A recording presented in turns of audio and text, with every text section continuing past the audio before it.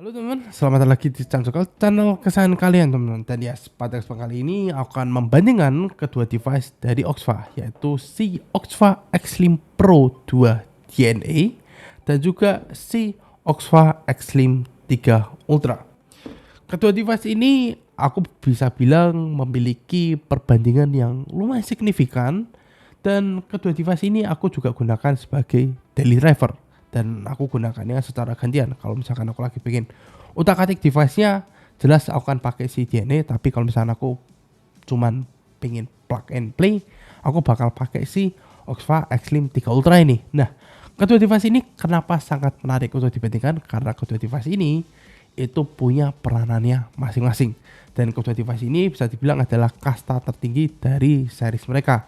Kalau misalkan si X-Slim Pro 2 DNA, jelas dia adalah kasta tertinggi dari series Pro 2. Kalau misalkan si X-Slim 3 Ultra, jelas dia adalah series tertinggi dari series 3-nya Oxfa. Dan yes, kita akan langsung masuk ke pembahasannya. Let's go.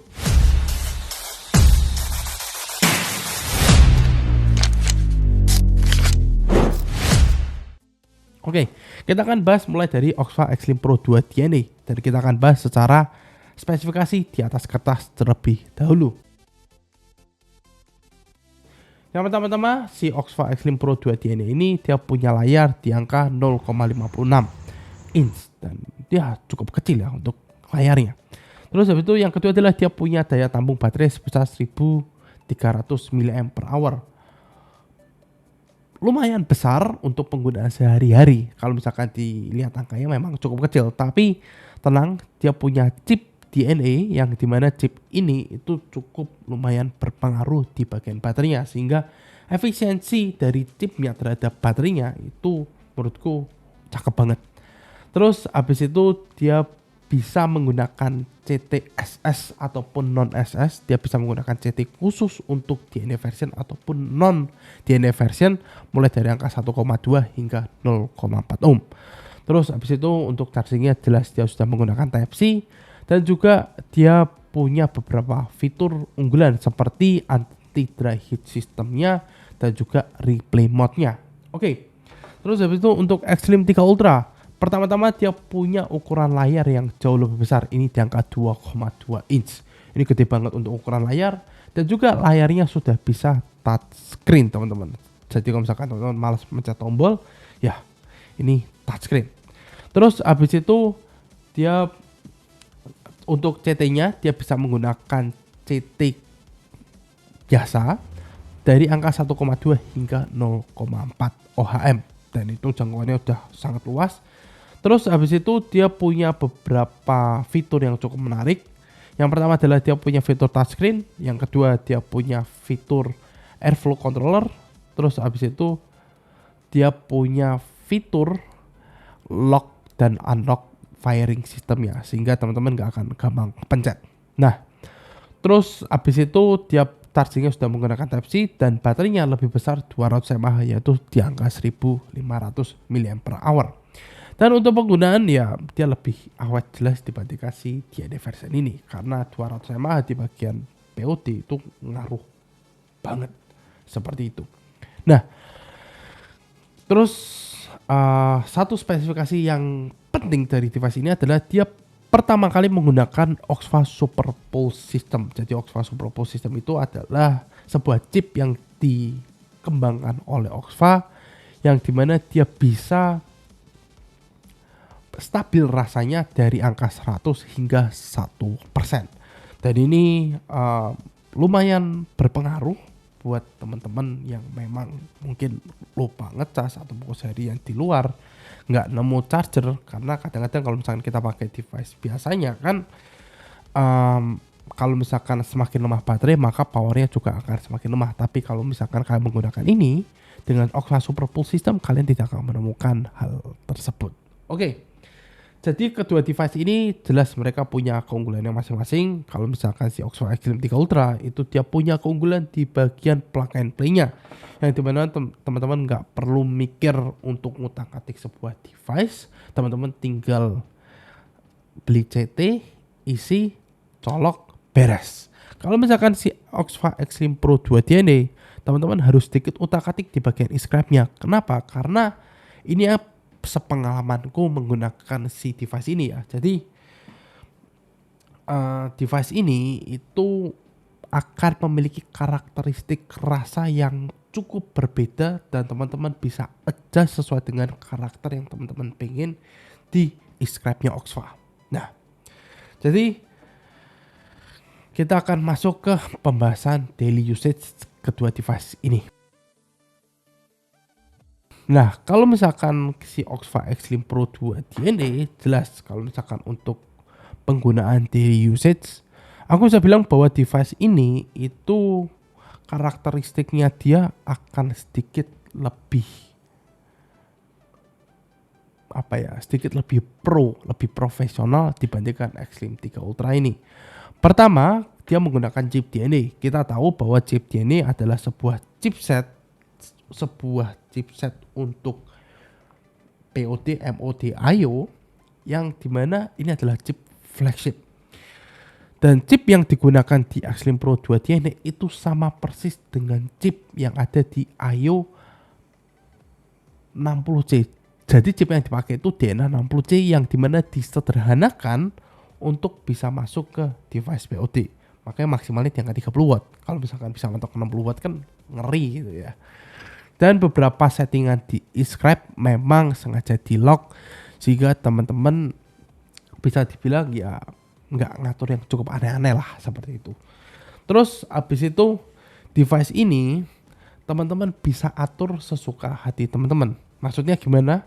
Pertama teman-teman bisa atur wallpapernya di describe.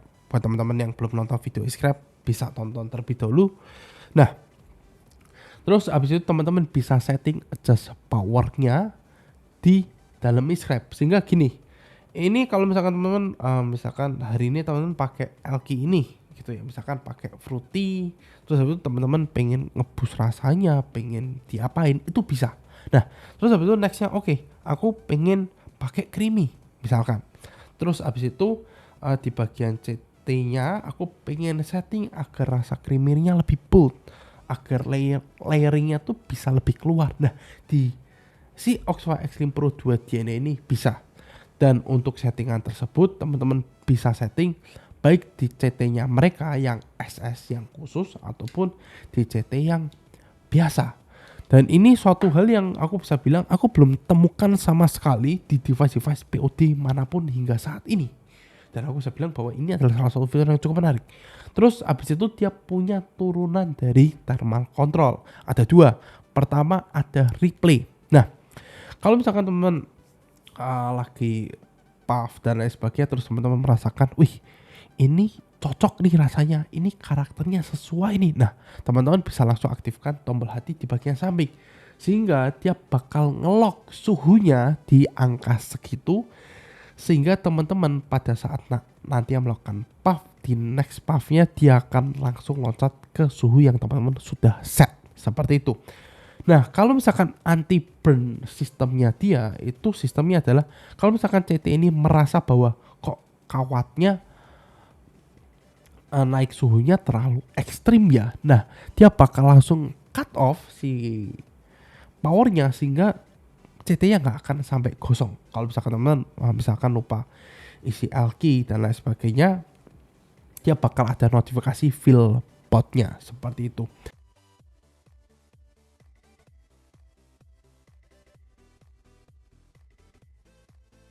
Nah, berbeda dengan si Xlim 3 Ultra yang dimana dia plug and play. Jadi kalau misalkan teman-teman lebih senang, aku nggak pengen ribet pengen isi CT, terus habis itu colok, pakai beres. Nah, ini akan sangat menarik untuk teman-teman.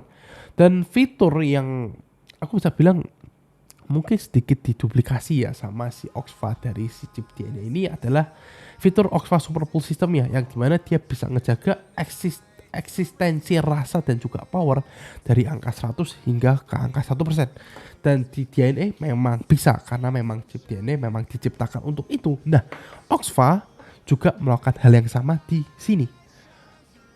Dan buat aku selama aku pakai device ini memang fitur si Oxfa Super Pulse System ini kan otomatis ya, dan ya dia kepake banget di sini. Nah, cuman buat teman-teman yang seneng ngutak-ngatik sebuah rasa, mencari sebuah rasa dan lain sebagainya, device ini nggak bisa. Jadi device ini tidak bisa dihubungkan ke aplikasi manapun karena memang dia nggak ada aplikasinya. Dan USB-nya memang cuman USB khusus untuk output, bukan untuk khusus untuk input, nggak bisa digunakan untuk output seperti si JNE ini. Nah, cuman yang menarik dari sini, dia punya CT yang sekarang ukurannya di angka 3 mili, sedangkan si series SS ini nggak ada di angka 3 mili, dia mentok di angka 2 mili. Nah, di sini kalian teman-teman bisa pakai device ini lebih lama lagi karena tampungannya itu lebih banyak dibandingkan CT SS yang ada di si Oxford Xlim Pro 2 DNA ini.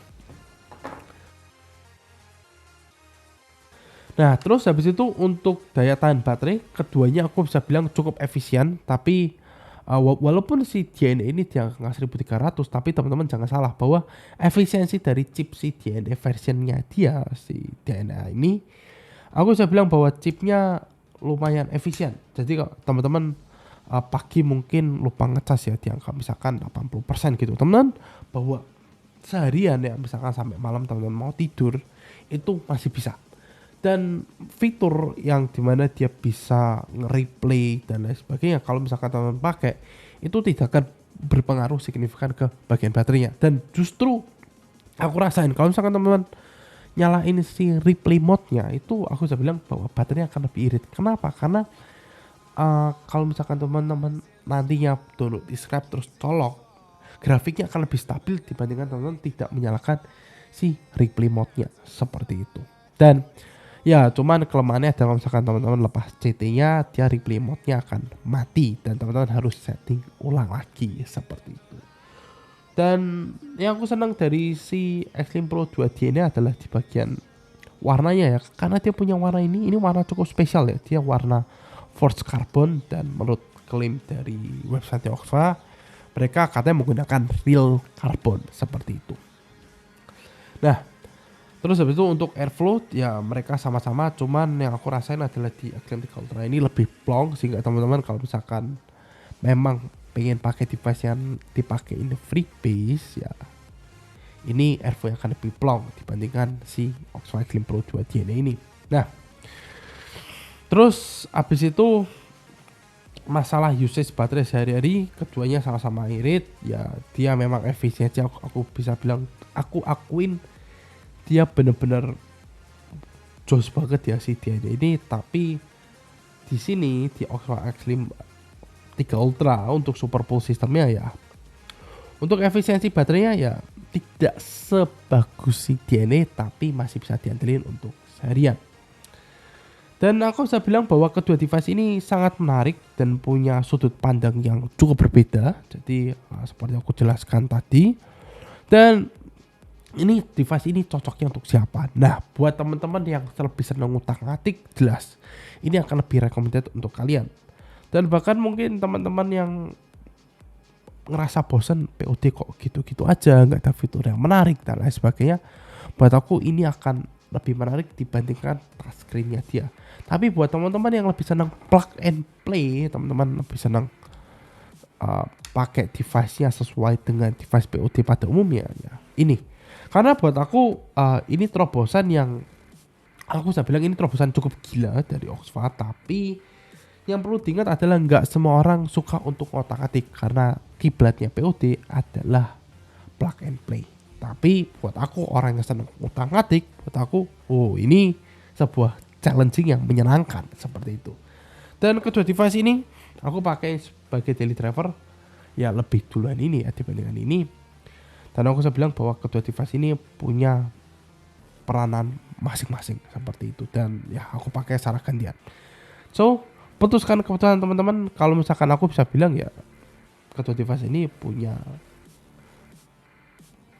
peranan yang masing-masing gitu. Kalau misalkan teman-teman lebih senang ngotak-atik ya ini, kalau misalkan teman-teman lebih senang santai ya ini, atau teman-teman mungkin kurang senang sama si Xlim 3 Ultra dengan layar yang segede ini ya, mungkin si Xlim Pro 3 kan lebih menarik untuk teman-teman. Ya walaupun dia nggak ada super pool system, tapi dia punya Oxford pool system. Mirip-mirip cara kerjanya, cuman ya dia nggak bisa ngejaga rasa dan juga power dari 100 hingga 1%. Dia cuma bisa ngejaga kalau teman-teman akan mendapatkan power yang lebih stabil di sini gitu. Jadi ya kembali lagi sesuai dengan kebutuhan teman-teman seperti itu. Karena POD itu personalized, tidak bisa diatur oleh orang lain. Semoga video ini bisa menjadikan referensi untuk teman-teman sehingga teman-teman bisa pilih device POD terbaik menurut kalian seperti itu. So ya, terima kasih sudah menonton video ini sampai akhir. Jangan lupa di like, di komen, di share, dan di subscribe. Dan kita akan berjumpa di video selanjutnya. Bye bye.